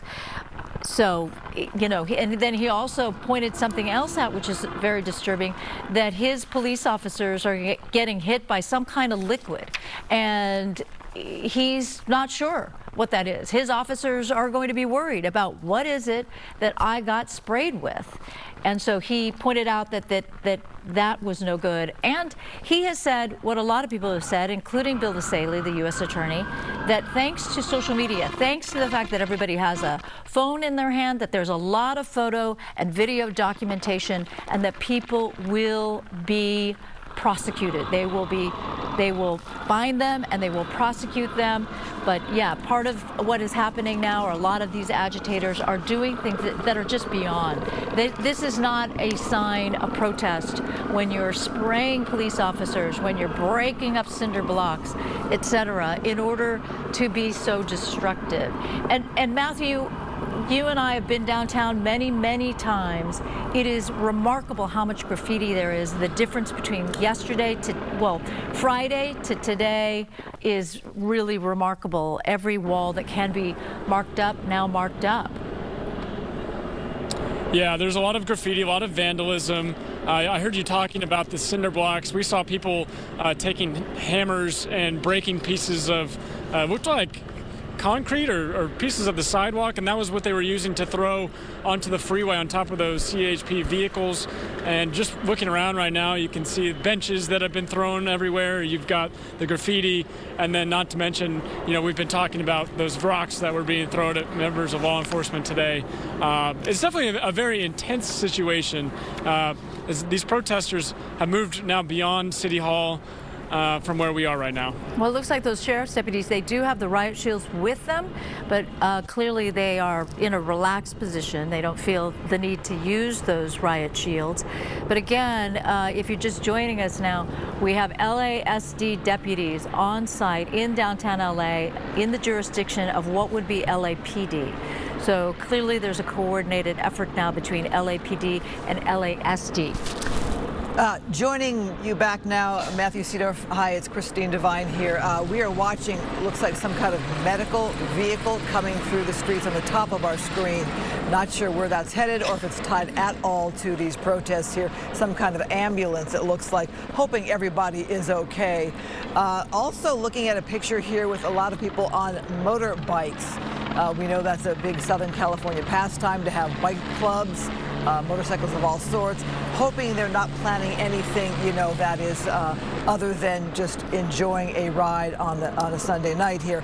Obviously, we know a lot's going on downtown, a lot's happening, a lot of unrest, a lot of people that are looky loose, and others doing things like this, setting something on fire there. So it is a night of confusion still in Southern California.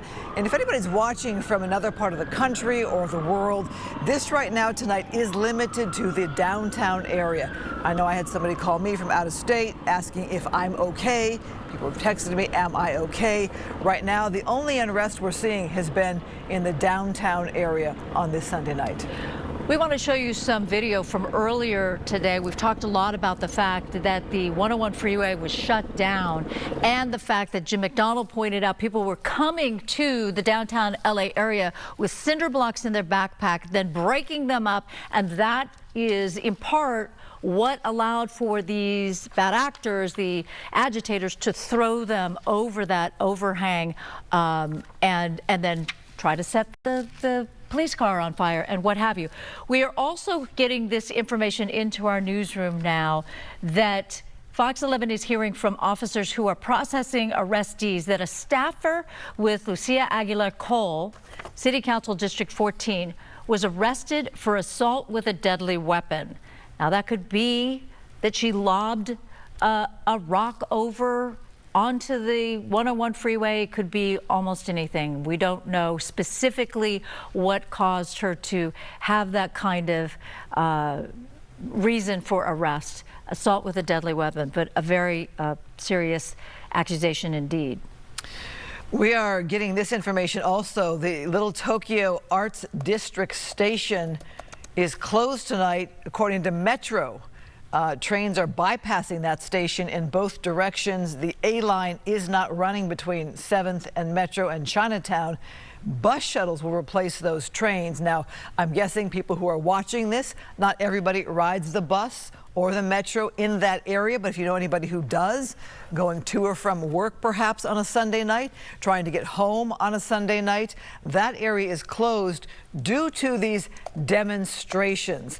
And I almost changed the word from protesters to demonstrators to even agitators at some point, as with some people as we look on tonight. But it's enough disruption to not only have closed the freeway today, but now Metro and the bus lines, or the bus shuttles, will replace the trains in that area. Again, it's a Sunday night. Tomorrow's a whole different story, it being a work day here in Southern California. I'm sure law enforcement wants to get everything under control tonight. All right, I just want to rescind something that I said, suggesting that Lucia Aguilar Cole is with the Council District 14 as in city council person, but that is not the case. Council District 14, of course, is Isabel Jurado's district, formerly Kevin De Leon's district. So we're trying to figure out who exactly is Lucia Aguilar Cole, but some very serious charges against her, arrested apparently for assault with a deadly deadly weapon. They talked about the arrest yesterday. If you're wondering, is there any kind of follow-up by LAPD, by the city attorney, the district attorney? Yesterday, LAPD said 29 people were arrested for failure to disperse, one for throwing a Molotov cocktail at police. And they also said that they are, with cameras being everywhere, if you are a true agitator and you think you're getting away with this, they're saying that there are cameras and that they will prosecute and they will take people into account and hold them accountable for their actions. Right now you see a heavy presence by LAPD. This is again in the downtown area. You can see a lot of graffiti with words that we prefer not to show on TV, but unfortunately this is live breaking news. And you can see the remnants of these protests and demonstrations are going to be felt for some time as people look around and see the statements that have been made on somebody's corporate building there, somebody's business there. Yeah. In the past, I know that the woman who runs the Italian-American Museum of Los Angeles, she was quite saddened, and I hope her building is okay. She's in the basically Olvera Street area, not far from Chinatown, etc., but not far from where we are now. And she was quite saddened that that there was graffiti on her building because it's an older material, so very difficult to clean. Not quite sure about like some of the federal buildings and how easy or not it will be to remove the graffiti. Okay, another spot fire there in the street. I believe this is this the turnout that is close to Olvera Street? So across from Union Station is the northern end. Is it the northern end or still close to the MDC, the Metropolitan Detention Center? Not quite sure on that one, but it is in the greater downtown area. You can see with that heavy police presence there and then somebody setting that looked like a big trash bin, trash dumpster set on fire as motorists are driving by. Just that reminder to stay out of the downtown LA area. And as these ICE raids happen in Southern California and the protesters respond, keep an eye out and ear out for areas perhaps just to completely avoid not to get caught up in the traffic or the demonstrations. Right there, a live picture of City Hall as the nation is watching what's happening here in Southern California. Some in pure shock and awe as they see our city burning right there with a spot fire there in the middle of the street as people are driving by. Is that somebody? What are you looking at? Well, I wasn't quite sure what somebody, if they were pushing a cart or a stroller or what. But anyway, you have that street right there in the middle of downtown LA. Obviously, motorists are not able to get through that area. And I'm wondering too, Susan, as we talk about people using their cell phones, how much people are getting a thrill out of posting on their social media, getting that photo for their Instagram or their moment of fame, so to speak. Yeah, that's a good question, but that does make it easier for either the FBI and Police Chief McDonald, by the way, pointed out that they've got teams that know how to scrape the internet and figure out who you are based upon the social media posts or the video that gets put out there. We just noticed that somebody brought over, we don't know what it was, apparently it is flammable, and put it on that spot fire there, something that was carried over, and it took a couple people to do it because there was some heft to it. And you see now, we see other people that have decided to find things that perhaps are flammable. Let's add it to this fire. And you have to wonder, at this point, it's a focus for whomever these people are.